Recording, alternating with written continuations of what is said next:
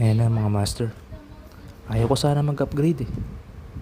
Kasi namamahalan ako sa mga piyesa. Pero na-realize ko, may trabaho nga pala ako.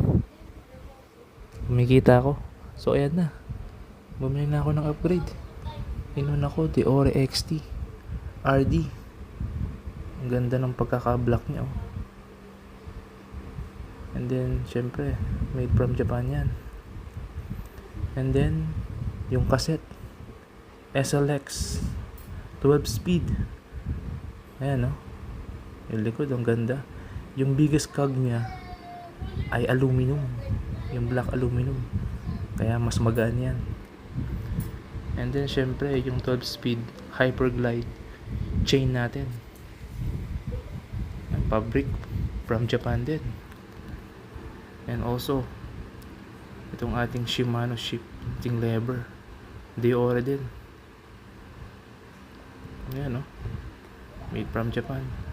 At itong si sales lady, sabi sa akin, bumili daw ako ng hubs para daw tunog mayaman. Naniwala naman ako, napabili pati ako tuloy. So, ayan na.